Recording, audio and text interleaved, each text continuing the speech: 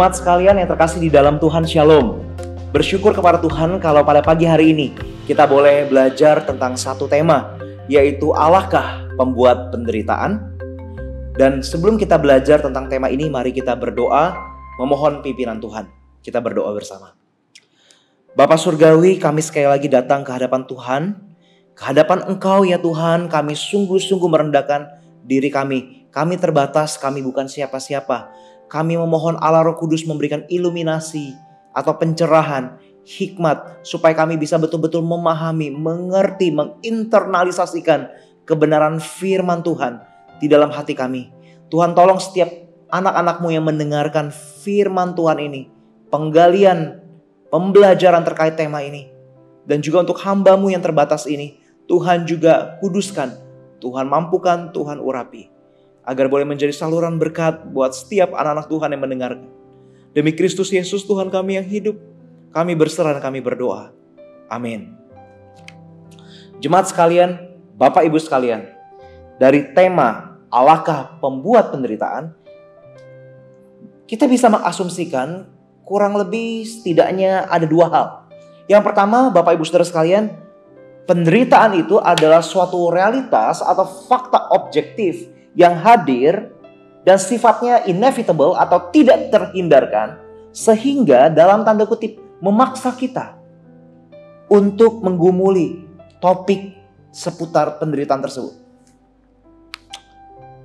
Yang kedua, seringkali melalui fenomena penderitaan yang hadir dalam kehidupan kita, Allah dicurigai, Allah dipertanyakan, bahkan disalahkan terkait dengan penderitaan yang hadir dalam kehidupan umat manusia, khususnya orang-orang percaya.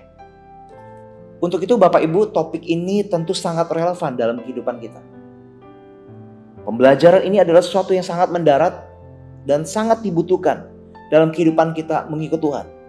Karena bukankah kedua fenomena tersebut yang acap kali hadir dalam kehidupan kita?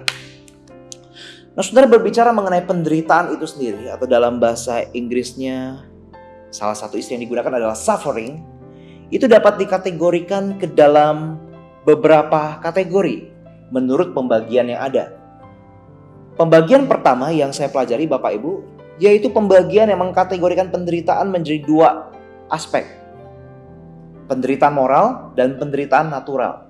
Penderitaan moral itu adalah penderitaan yang disebabkan oleh kehendak manusia yang sifatnya sengaja. Seperti misalnya perbuatan jahat atau kriminalitas yang dilakukan oleh seseorang sehingga itu merugikan sesamanya. Menimbulkan, menghasilkan penderitaan bagi pihak yang dirugikan. Kemudian, penderitaan natural.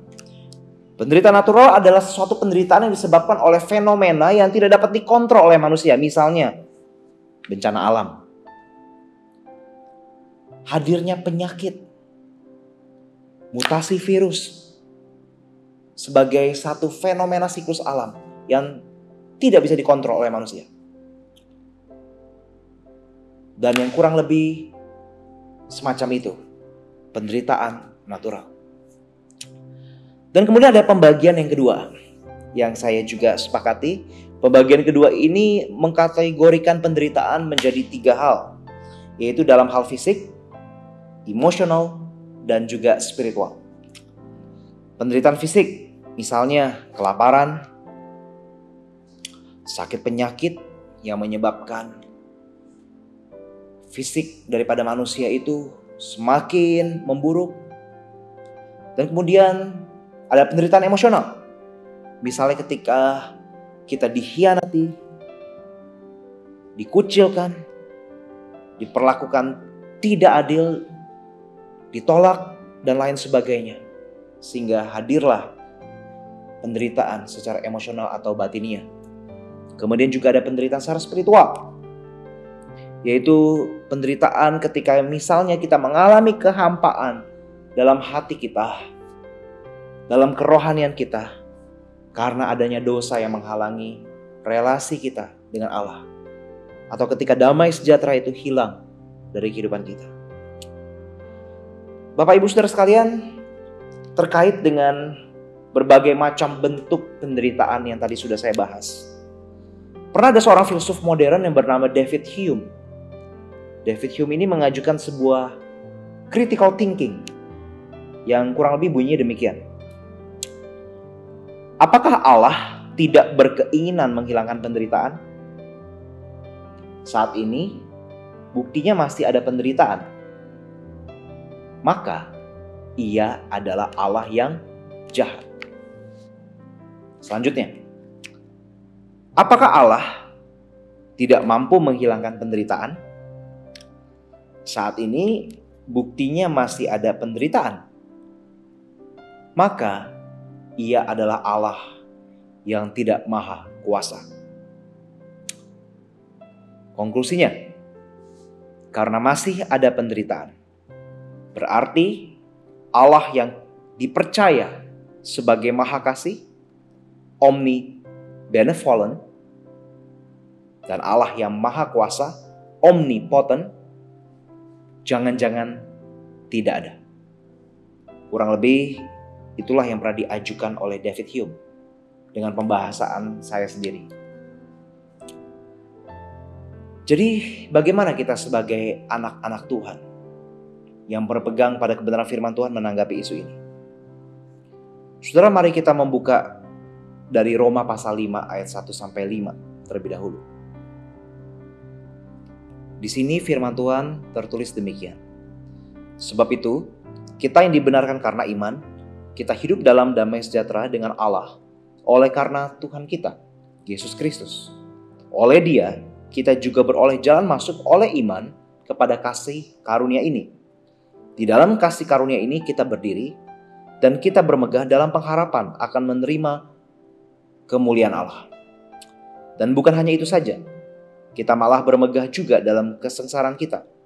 Karena kita tahu bahwa kesengsaraan itu menimbulkan ketekunan, dan ketekunan menimbulkan tahan uji, dan tahan uji menimbulkan pengharapan. Dan pengharapan tidak mengecewakan, karena kasih Allah telah dicurahkan di dalam hati kita oleh Roh Kudus yang telah dikaruniakan kepada kita. Saudara, di dalam Roma pasal 5 ayat 1-5, saya mengajak kita terlebih dahulu fokus ke ayat 3. Di ayat 3 ada kata kesengsaraan. Di dalam bahasa aslinya itu mengambil bentuk jamak, yang artinya ada berbagai kesengsaraan. Lebih dari satu. Kesengsaraan demi kesengsaraan atau penderitaan demi penderitaan.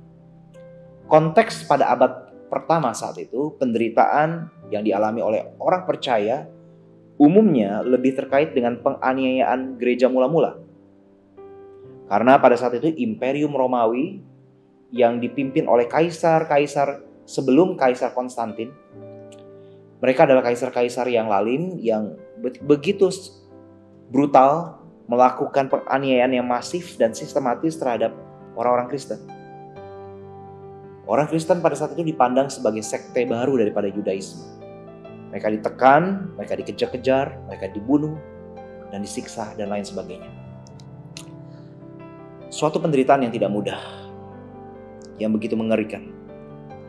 Namun saudara, ayat ini tentunya juga sebenarnya masih bisa dan sangat relevan tentunya berbicara dengan banyak anak-anak Tuhan di sepanjang zaman. Karena apa? Karena realitas penderitaan atau kesengsaraan tetap hadir dalam sepanjang sejarah kehidupan orang percaya, sepanjang sejarah kehidupan umat manusia, meskipun dengan bentuk dan penyebab yang berbeda.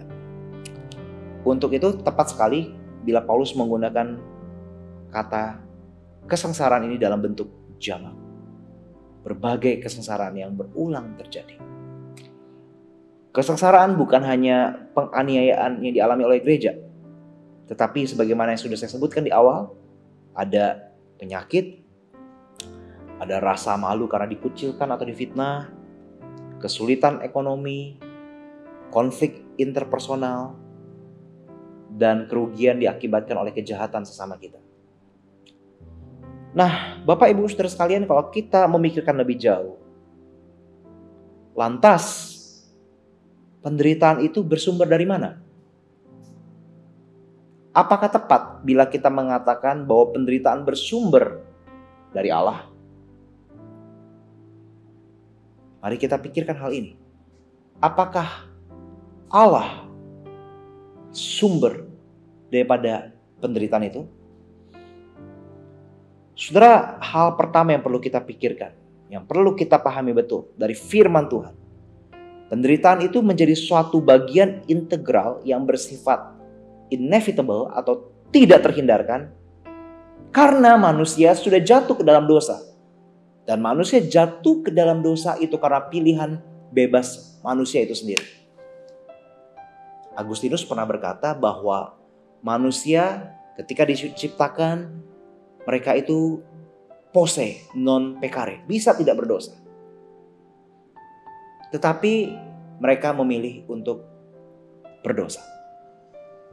Ketika sudah jatuh dalam dosa, akhirnya realitas keberadaan manusia itu non posse non peccare, tidak bisa tidak berdosa. Kecenderungannya selalu berbuat dosa dalam derajat, dalam ekspresi yang berbeda satu sama lain. Hingga kelak nanti di dalam kemuliaan, dalam glorifikasi, non posse peccare, tidak bisa berdosa lagi. Saudara, saat ini manusia sudah jatuh dalam dosa. Di dalam Kejadian pasal 3, jelas sekali dikatakan dari ayat 17 sampai 19. Lalu firman-Nya kepada manusia itu, karena engkau mendengarkan perkataan istrimu dan memakan dari buah pohon yang telah kuperintahkan kepadamu, jangan makan daripadanya, maka terkutuklah tanah, karena engkau dengan bersusah payah, engkau akan mencari rezekimu dari tanah seumur hidupmu. Semak duri dan rumput duri yang akan dihasilkannya bagimu. Dan tumbuh-tumbuhan di padang akan menjadi makananmu. Dengan berpeluh engkau akan mencari makananmu, sampai engkau kembali lagi menjadi tanah. Karena dari situlah engkau diambil, sebab engkau debu dan engkau akan kembali menjadi debu. Jelas penderitaan bersumber dari keberdosaan manusia itu sendiri. Yang kedua, penderitaan juga hadir dalam kehidupan kita karena memang kita hidup dalam ketegangan dua zaman. Yang pertama, zaman this age, zaman ini, ketika realitas dosa masih hadir. Tetapi di saat yang bersamaan kita juga hidup di dalam the age to come, zaman yang akan datang. Karena apa? Ketika Kristus telah memulai pelayanannya, ketika ia telah berinkarnasi, kerajaan Allah sudah hadir. Kristus sudah menggenapi karya penebusan Allah Tritunggal di atas kayu salib. The age to come dengan segala benefitnya sudah hadir. Tetapi this age juga masih berlangsung. Jadi ada already but not yet. Kalau kita lihat di dalam overlapping two ages ini. Sehingga di dalam tension ketegangan yang ada, kita masih hidup dalam zaman ini, dosa masih berkuasa, dosa masih hadir, tetapi juga kerajaan Allah sudah hadir dan terus menuju kulminasi atau pemenuhan yang nanti pada kedatangan Yesus yang kedua. Di tengah ketegangan ini, tentu banyak sekali penderitaan. Sehingga Musa pernah berkata dalam Mazmur 90 ayat 10. Masa hidup kami 70 tahun dan jika kami kuat 80 tahun. Dan kebanggaannya adalah apa? Kesukaran dan penderitaan. Sebab berlarunya buru-buru dan kami melayang lenyap. Contoh konkret Bapak Ibu Saudara sekalian. Pandemi yang terjadi sudah kurang lebih 1,5 tahun. COVID-19 bisa hadir. Itu bukan berasal dalam tanda kutip dari Allah. Tetapi itu proses alamiah yang terjadi di tengah dunia yang memang sudah terdistorsi atau tercemar oleh dosa. Sehingga virus bisa bermutasi sedemikian rupa. Bahkan hingga saat ini ada terus varian baru yang berkembang. Bapak Ibu, jangan salah paham. Tentu semua ini atas seizin Allah. Tetapi segala evil, penderitaan, itu bukan bersumber dari Allah. Tetapi ini adalah bersumber dari realitas semesta yang sudah tercemar oleh dosa. Tetapi Allah mengizinkan hal itu. Bapak Ibu mungkin muncul beberapa pertanyaan, tapi it's okay. Kita akan lanjutkan dulu pembelajaran kita secara bertahap. Di dalam Kejadian 2 juga dikatakan, sudah terlebih dahulu dikatakan pada hari engkau memakannya. Maksudnya ketika manusia memakan buah pengetahuan yang baik dan jahat, jatuh dalam dosa, pastilah engkau akan mati. Mati bukan hanya spiritual, tetapi juga fisikal. Semua tercemar dosa dan mengalami kemerosotan. Fisik kita terus merosot karena realitas dosa itu. Jadi konklusinya Bapak Ibu, suffering itu diizinkan oleh Allah, tetapi bersumber dari keberdosaan manusia atau efek langsung dari pilihan bebas manusia itu sendiri.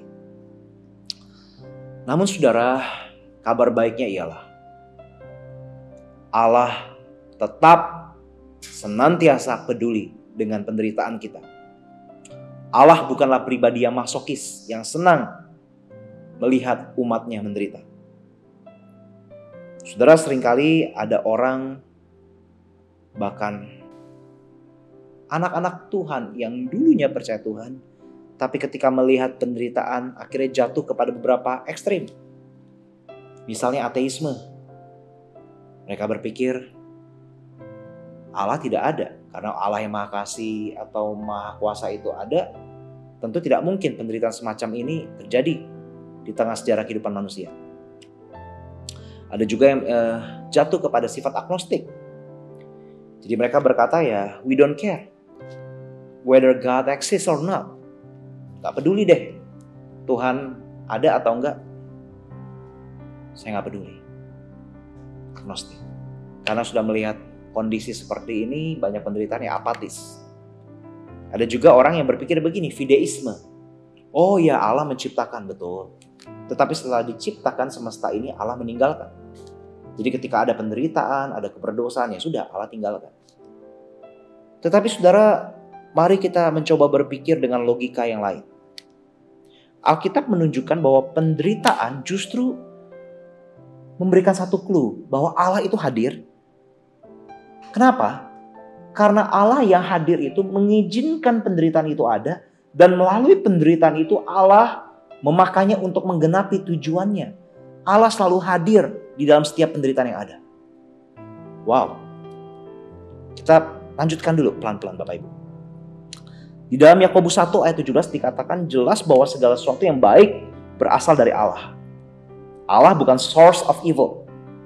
Tetapi Allah mengizinkan evil, suffering terjadi, dan Allah tetap mengontrolnya. Contoh, Kejadian 6 ada air bah. Kejadian 41 ada kelaparan di Mesir. Bahkan di dalam Kisah Rasul 2 ayat 23 dikatakan kematian Yesus sendiri itu atas kehendak Allah, menurut maksud dan rencananya. Di dalam Yesaya 45 ayat 6 sampai 7 juga dikatakan bahwa akulah Tuhan yang menjadikan nasib mujur dan menciptakan nasib malang. Tetapi yang perlu ditekankan dari bagian-bagian Alkitab yang baru saja saya sampaikan itu, yang saya baru utarakan, Allah itu bukanlah sumber penderitaan itu. Tetapi ketika penderitaan terjadi, Allah hadir di sana karena Ia mengizinkannya dan mengontrol segala penderitaan itu. Nah, lanjut lebih jauh. Sekarang kenapa Allah mengizinkan penderitaan itu? Jadi tadi dikatakan mengizinkan, mengontrol. Oke. But why? Mengapa? Pakar Perjanjian Baru bernama Douglas Moo pernah mengatakan begini. Suffering is a normal part of a consistent Christian life. Penderitaan itu adalah bagian normal dari kehidupan Kristen yang konsisten. Bagian normal. Tetapi dikatakan, but God uses suffering to accomplish His purpose. Tapi Allah selalu menggunakan penderitaan untuk menggenapi tujuannya. Saudara, Allah melihat bahwa penderitaan itu dapat menjadi konteks bagi orang percaya secara khusus untuk bertumbuh. Cepat saja Bapak Ibu sekalian. Ayub yang disebut Allah sebagai hambaku. Ketika ia melalui penderitaan yang begitu luar biasa hebatnya. Di dalam Ayub 42 ayat 5, Ayub mengatakan begini. Dulu aku mengenal Engkau ya Tuhan, dari apa kata orang. Sekarang mataku sendiri memandang Engkau. Ada pertumbuhan di sini. Ayub 23 ayat 10. Karena ia tahu jalan hidupku, seandainya ia menguji aku akan timbul seperti emas. Kemudian Yusuf dalam Kejadian 50 ayat 20. Setelah ia melalui berbagai penderitaan yang begitu luar biasa. Dari ketika ia dibuang oleh saudara-saudaranya, dia difitnah oleh istri Potifar, dia dilupakan oleh juru minuman raja dan lain sebagainya. Di akhir ketika ia telah menjadi orang nomor 2 di Mesir, dia berkata kepada saudara-saudaranya yang datang kembali kepadanya, engkau mereka-rekakan yang jahat, tetapi Allah mereka-rekakannya untuk kebaikan. Jadi Yusuf bisa melihat dari divine perspektif, dari perspektif ilahi. Ada suatu pertumbuhan terus di sana. Paulus dalam Roma 8 ayat 28 pernah menuliskan, Allah turut bekerja dalam segala sesuatu untuk mendatangkan kebaikan. Dan kita coba melihatnya ayat 28 ini dalam kaitannya dengan ayat 29 dan 30. Ketika kita mengaitkan Roma 8 ayat 28, Allah turut bekerja dalam segala sesuatu untuk mendatangkan kebaikan bagi kita yang mengasihinya, dikaitkan dengan ayat 29 dan 30. Bapak Ibu bisa melihat sendiri di rumah. Kita bisa melihat pada akhirnya kebaikan di sini itu adalah Christ likeness, keserupaan dengan Kristus. Artinya Bapak Ibu, melalui penderitaan, salah satunya dalam segala sesuatu. Tentu salah satunya dalam penderitaan. Itu bisa diorkestrasikan, dipakai oleh Allah untuk mendatangkan kebaikan. Dan kebaikan itu adalah Christ likeness. Itulah penderitaan sebagai konteks untuk orang percaya mengalami pertumbuhan. Jadi Bapak Ibu, Allah yang berdaulat adalah Allah yang mengorkestrasikan penderitaan itu untuk kebaikan kita.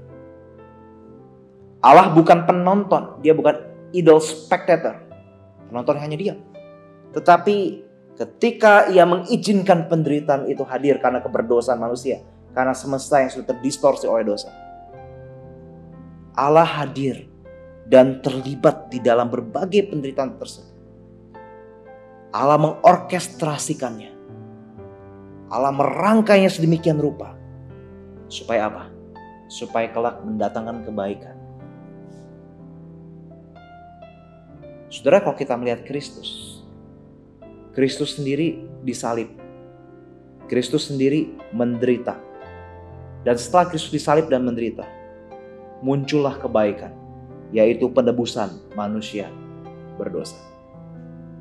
Karena itu Agustinus pernah berkata bahwa Allah menilai lebih baik ada kebaikan yang muncul dari kejahatan daripada tidak ada kejahatan sama sekali. Menarik ya? Kristus sendiri disalib, menderita, dan setelahnya muncul kebaikan dari penderitaan Kristus itu, yaitu penebusan manusia yang berdosa.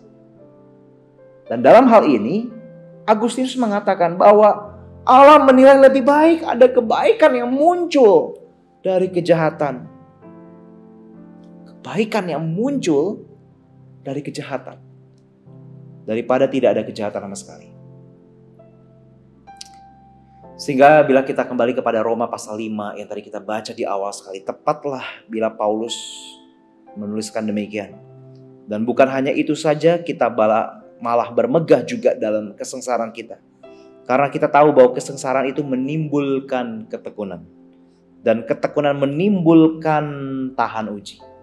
Dan tahan uji menimbulkan pengharapan.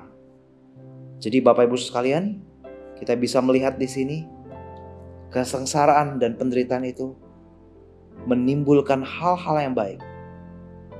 Dan pada akhirnya dikatakan dalam ayat 5. Dan pengharapan itu tidak mengecewakan karena kasih Allah telah dicurahkan di dalam hati kita oleh Roh Kudus yang telah dikaruniakan kepada kita.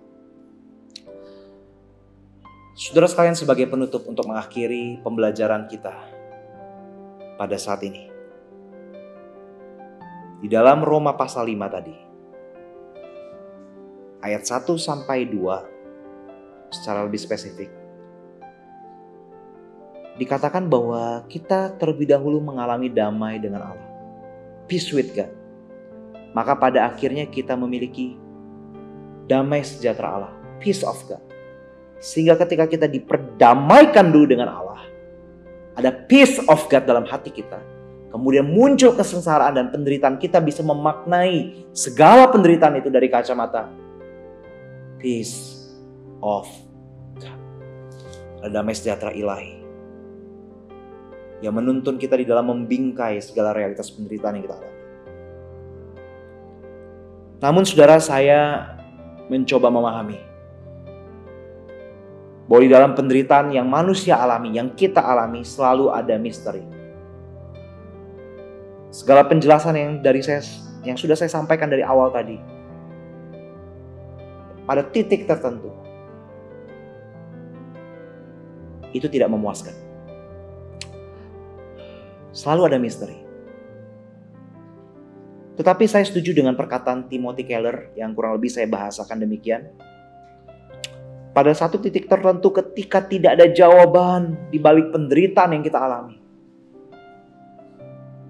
pertanyaan kita tidak terjawab, kita tidak menemukan jawaban yang memuaskan, kita hanya perlu mengingat dan memahami betul bahwa di atas kayu salib Kristus pernah menderita. Kristus mengerti sekali penderitaan itu dan ia sendiri mengalami penderitaan itu secara fisik, emosional, dan spiritual. Kristus mengarungi penderitaan itu bersama-sama dengan kita. Kristus merasakan penderitaan itu. Sehingga ketika kita mengalami penderitaan dan kita tetap terdiam dalam misteri itu, cukuplah kita diam dan berkata dan percaya bahwa Kristus berjalan bersama kita. Karena ia telah lebih dahulu melalui Via Dolorosa itu, jalan penderitaan itu. Saudara, dalam kehidupan setiap kita penderitaan satu sama lain berbeda. Tetapi penderitaan itu hadir dalam kehidupan kita dan tidak terhindarkan. Dan ketika itu kita alami, apapun bentuknya, sekalipun berbeda satu sama lain, peganglah janji Tuhan yang terambil daripada Yesaya 41 ayat 10 ini. Janganlah takut, sebab aku menyertai engkau. Janganlah bimbang, sebab aku ini Allahmu.